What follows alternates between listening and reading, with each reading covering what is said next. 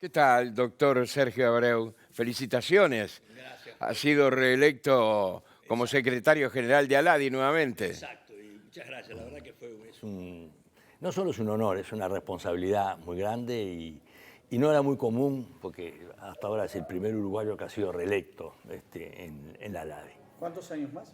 3 más, así que voy a mirar las elecciones desde el balcón de la integración. Claro, exactamente, Es exactamente. un buen argumento para sí. mantenerse un poquito, ver la distancia. Por lo menos. Con todo uno aprende a mirar desde arriba, no solo el Uruguay, todos los países, cómo actúa cada uno, cómo ven esto que es la integración, lo que hablan tanto de Bolívar, de todo, que yo digo, todo muy emocionante, pero acá el tema, si no hay inversión, no hay comercio. Ahora, ¿es posible la integración latinoamericana con las diferencias ideológicas que existen entre los países que se han marcado tanto en los últimos tiempos? No, así no es posible. Mira, no es posible con ideologías que descalifiquen, con geopolítica que distancien, ¿m? Y con asimetrías en economías muy grandes que no tengan solidaridad. O sea, no es posible. No, no, es posible, pero en subgrupos, por decirlo así. Por ejemplo, el Mercosur tiene su cercanía geográfica, tiene el tema de la infraestructura, que no es poca cosa, tiene una conexión muy importante, no podría dejar de estar integrado más allá de sus fracasos. También el Grupo Andino, pero hoy la integración mirada así, como está hoy, estamos en el continente más desigual del planeta. Sí. 30 millones de puestos de trabajo nos costó la pandemia. Se perdieron 30 millones de puestos 30 de millones. trabajo.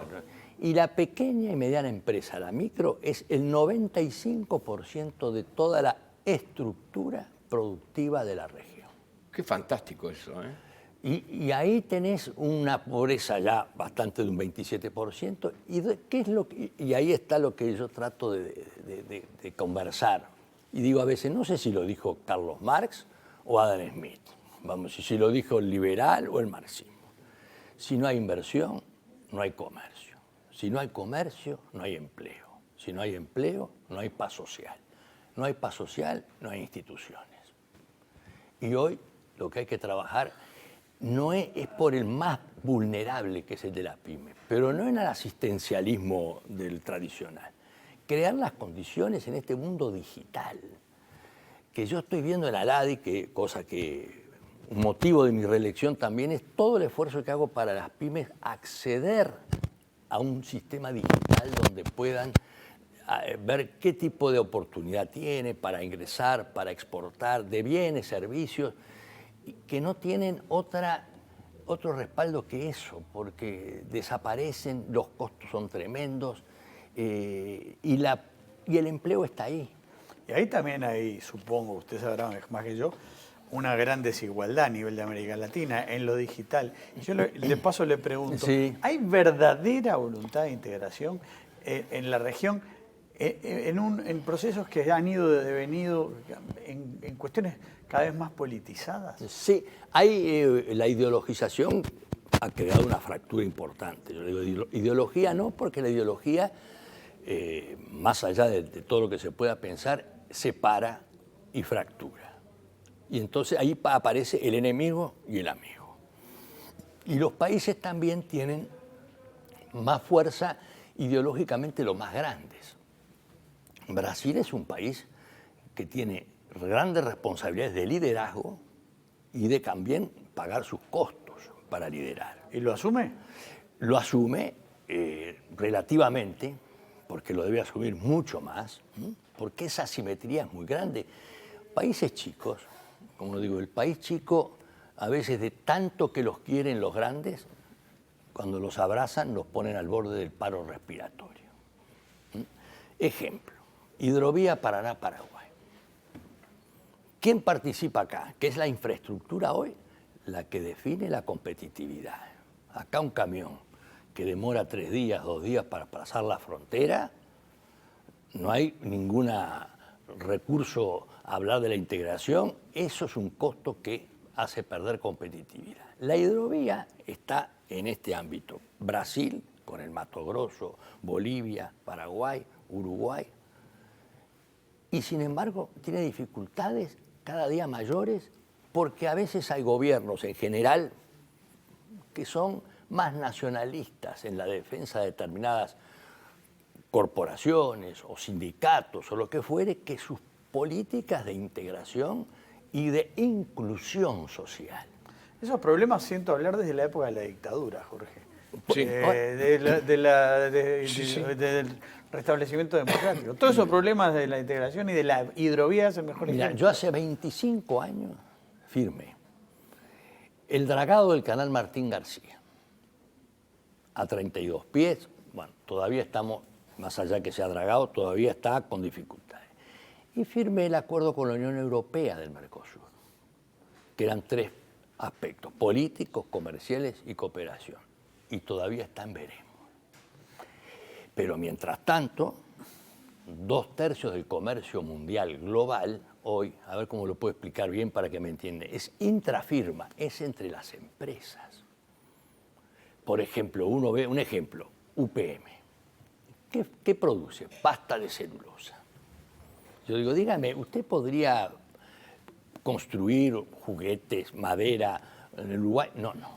Yo produzco la pasta de celulosa y eso va a una cadena de producción que va cerca de los consumidores más importantes del mundo. Esas grandes empresas tienen espaldas. De industria automotriz, ni digo todo el tema, porque la tecnología va de la mano de ellos y sobre todo con el tema de China, que es un tema muy especial. Los que no pueden levantarse son los que tienen pequeñas y medianas empresas, por ejemplo, que fabrican o comida, o alfajores, o zapatos, o cosas. Esos tienen enormes dificultades porque a veces el proteccionismo es mucho más fuerte, quizás a veces dentro de la región que fuera de la región. Usted ha hablado también en alguna oportunidad que una de las dificultades que existen en nuestro continente es la ausencia de políticas a largo plazo. Hay un gobierno, tiene una tendencia, viene el otro gobierno, la cambia y así sucesivamente en todos los países. Y eso es así, Jorge, Sí. tan mal está, que sobre todo para países en vías de desarrollo, porque uno dice, bueno, muy bien, un gobierno cambia la orientación 4 años, pero el inversor, cualquiera sea, necesita el ambiente de negocio, necesita, lo primero que pregunta, ¿qué pregunta un inversor? Cualquiera. ¿Cuánto pago de impuestos? ¿Qué paz salarial tengo? ¿Y qué mercados puedo trabajar? Y cuando ve inseguridad en países que tienen problemas de cualquier tipo, cualquiera sea la ideología, dice, no, yo ahí no me voy a meter. Sí pueden, por ejemplo, en la minería, el agua, el gas, las grandes empresas, sí. Tenemos el litio, por ejemplo.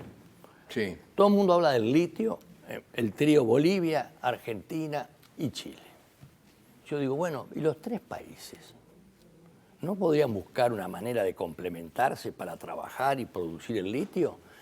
¿Qué es lo que está sucediendo? Los grandes inversores, desde China o de cualquier otro, están mirando si sus grandes empresas pueden instalar una cadena de producción. Y ahí la integración queda arriba, pero no abajo. Y abajo es donde tenemos la brecha productiva, la brecha digital, que es otro tema muy serio, y la brecha social. Entonces digo, bueno, hablamos de integración, perfecto, pero vamos a concretar. Bien. Vamos a ver que en una aduana no sea... yo estoy trabajando con la facilitación de comercio, por ejemplo, en los certificados digitales de origen, los sistemas de las ventanillas únicas. Todo eso, mientras sigamos con los papelitos y con esto, no hay quien se va a entusiasmar se funden los chicos y los grandes no vienen. ¿Por qué? Bien. Seguro Jorge quiere además ampliar un poco la visión hacia el mundo. Pero yo le hago una pregunta que probablemente usted tenga que ser cauto, pero hablando de la región, no podemos hablar de Argentina, que parece una bomba de tiempo. Y aparece un señor Milei que parece querer prender la mecha. ¿Cómo está viendo todo ese fenómeno? Bueno, ¿y cómo incide Argentina en nosotros? Esto es un tema psicoantropológico. Uno a la Argentina la quiere porque además Argentina es un país, entre otras cosas, increíble la cantidad de cosas que puede desplegar desde Buenos Aires y su historia. Pero culturalmente es increíble. Pero acá lo que estamos teniendo son la debilidad de los partidos políticos. No hay democracia con partido político débil. Entonces uno dice, ¿qué es lo que pasa con los jóvenes? Y votan, como se dice, de bronca. La esperanza ya no es el tema que... Entonces, a ver, ¿cómo castigo al que está? Todo muy bien. Y viene el otro y se sienta en el hormiguero, con dulce de leche en el pantalón, como digo yo, y lo pican. Todas las hormigas. Las primeras, los que lo votaron. Claro. Entonces, el desencanto está terminando con la democracia, con los derechos humanos que son iguales que los izquierdos humanos. Todos son humanos. Entonces, estamos teniendo una debilidad institucional con una tendencia a países que matan los candidatos, ¿verdad? Con una tendencia y un olfato autoritario que nadie se anima a decir, pero muchos apuestan a decir, y lo vemos en algunos países de América, yo primero voy a aplicar el orden y después no me hablen de elecciones. Guatemala, lo único que le faltaba tener un uruguayo de presidente. Sí. Y le acaban de disolver al partido político en el que ha sido electo presidente. Más allá de la interna que uno no se debe meter. Pero ¿cuál es la señal que uno da en la Argentina o en el Brasil? El mismo PT del Brasil, que ya no es el mismo que antes. Pero son más gente con mayor madurez de coalición. Claro. Pero en los partidos políticos en la Argentina uno ve todo lo que pueda venir, porque tiene... Y uno dice, bueno, pero si yo veo un presidente que comienza a tener ese tipo de expresión, yo no lo voy a juzgar, pero digo, los constructores de armonía ya no existen. Uno explota de alguna manera el que está enojado. Sí. A propósito de esto que... Fui bastante cauto, ¿no? Porque... No, por supuesto que sí. Sí. Lo dirán quienes lo reeligieron. Sí. Entendemos perfectamente. Pero ya hablando ya del mundo, porque el mundo es un espectáculo realmente apasionante, ¿verdad? Tenemos de todo. Y vamos, da la impresión a veces que vamos hacia una situación muy amenazante, en general, para todos. Pero hablando de América Latina y hablando del mundo, y hablando de los grandes países, por ejemplo, Estados Unidos no ha advertido el interés de China de penetrar cada vez más en nuestro continente. ¿Vamos a seguir siendo para Estados Unidos un sitio secundario en sus intereses? Yo tengo una lectura que puede estar equivocado, pero me gusta compartirla. Una cosa era la Guerra Fría. La Guerra Fría era un modelo socialista, marxista, colectivista contra el capitalismo. Estados Unidos, lo que hoy compite con Europa y China, en el mercado. Porque hoy es la competencia por el mercado. Y China podrá tener un gobierno que quiera, pero lo que necesita es mercado y hoy es el primer exportador de bienes del mundo, el tercero de servicios y el principal socio de la mayoría de nuestros países acá del sur, sin preferencias y sin acuerdos. Entonces Estados Unidos que dice, bueno, ¿yo qué voy a hacer? ¿Y qué hizo el inefable señor Trump? Negoció con el señor Xi, administró comercio. Mira, yo te cambio esto, y van a cambiar comercio y van a romper todas las reglas del comercio internacional, la OMC, porque los grandes bloques van a negociar entre ellos para administrar sus intereses, sus grandes intereses que ya están yendo. Ahora ustedes vieron que se están incluso llegando a la Luna para sacar agua dulce o agua de la Luna y para tener una cantidad de desarrollo. Y esta avance tecnológico no es ideológico.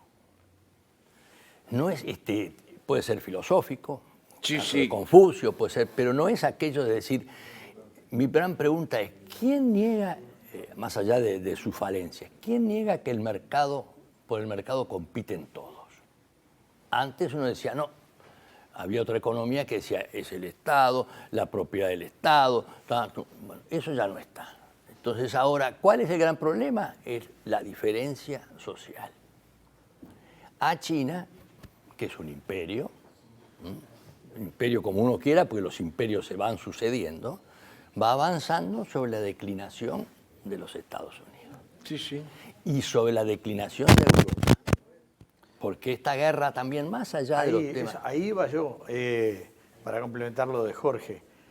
La guerra de Rusia contra Ucrania, ¿cómo se entiende? ¿Y está cambiando el mundo en algún sentido?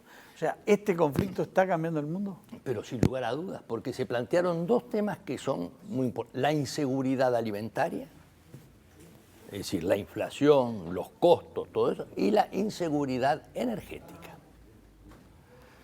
Y todo eso se supone que más allá del derecho internacional, es decir, de la violación de Rusia, de la integridad territorial, porque eso está dentro de los principios del derecho internacional, una guerra de esta naturaleza está creando una crisis internacional en la que hay un gran actor, que es China, que no mira de alguna forma geopolíticamente con la paciencia milenaria del chino.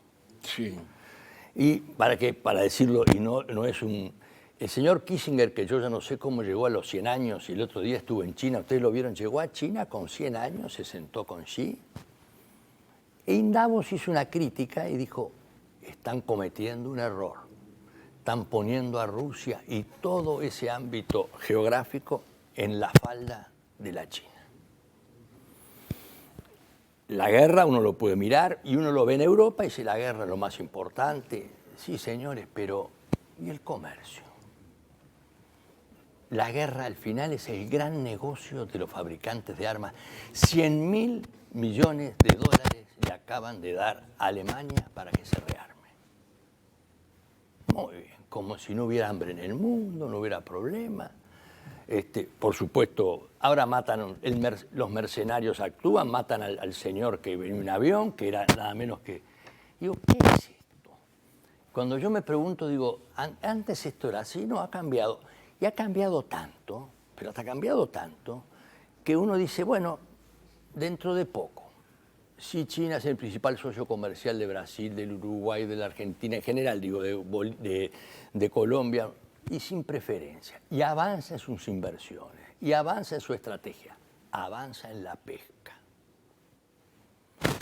Que ese es un gran tema de contaminación y un gran tema de poder sobre nada menos que una riqueza importantísima. Si además en el mar Ártico se ha abierto el canal por razones de deshielo, toda esa ruta va a ser norte-norte y nosotros vamos a estar Mirándolos. Y después vamos a decir, pero nosotros tenemos agua y tenemos carne. Sí, es cierto.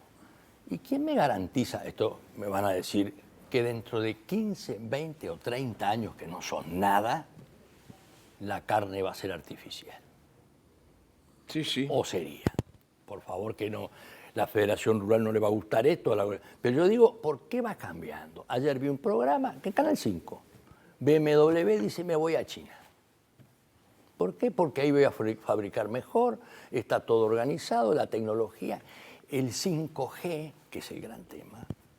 Porque antes uno tenía la revolución industrial de Inglaterra, pero los que tenían el know-how, es decir, el que tenían el conocimiento eran los ingleses. Ahora los que compiten son los chinos con la tecnología. Y van a un ritmo parecido o igual, o mejor, que Estados Unidos, que se sentía antes el imperio que manejaba. En el 5G, sin duda. Sí. ¿Y eso qué es? Ese es el futuro. Es hoy. Sí. Porque cada vez que avanza, cuando uno empieza con lo que quiero poner yo en la ley de un robot artificial, un robot inteligente, para que le asesore a todas las pymes. Hace 2 años era un sueño, y yo digo esto y me dicen, sí se puede hacer. Puede poner un robot que trabaja y asesora a todas las empresas 24 horas al día y los 7 días. Yo lo entreno para que lo haga navegar en las oportunidades comerciales que tiene y todo lo demás. ¿Y esto qué es? ¿Es un invento extraordinario? No, es un proceso que no nos damos cuenta. Puertos inteligentes, por ejemplo. Sí, sí. En poco tiempo nos van a decir, ¿usted es Puerto Verde? ¿Y qué es Puerto Verde? No, usted tiene que tener determinadas normas en materia ecológica. Ah, bueno, no sé. Y el puerto inteligente, hoy, que están desarrollando los chinos y en muchos países, pero sobre todo hay 2 o 3 puertos muy importantes, uno en China o Ámsterdam también están. Allí las grandes empresas vinculan el camión con el ferrocarril y el río y calculan el barco cuando sale para no perder días, como se dice un dicho, barco parado no gana flete. Bueno, eso está avanzando en forma, pero abrumadora. Y yo le digo dentro de la LADI, muchachos, ¿cómo arreglamos esto?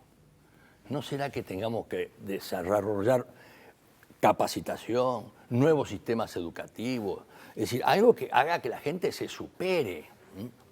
Pero Sí. mientras tanto, siendo el más desigual del planeta, los chinos, bueno, hay que ver lo que es las islas artificiales que han construido para poder aplicar las 200 millas. Sí, sí. Y uno va viendo y dice, ¿qué es lo que tiene? La paciencia milenaria del chino. Pero antes, el chino estaba detrás. Hoy es el primer exportador de bienes del mundo. Y le dice, ¿sabe? Además yo tengo al señor Xi, que quizás hasta gobierna embalsamado, pero no va a haber cambio de...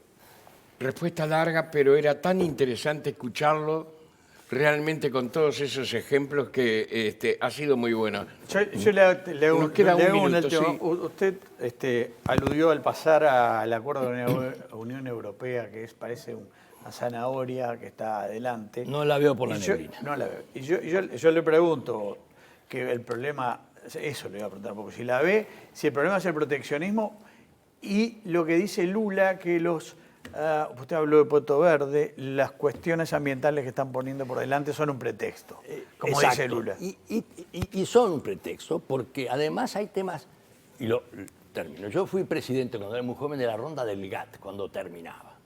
Y entonces tenía el sueño de decir, sector agrícola, vamos. Y el director del GATT me dijo, Sergio, que era un irlandés de primera, hasta que no se arregle Estados Unidos con Europa, no hay política agrícola. ¿Y qué son? Aranceles, apoyos directos y subsidios. ¿Fuimos nosotros los que negociamos? No, fueron ellos.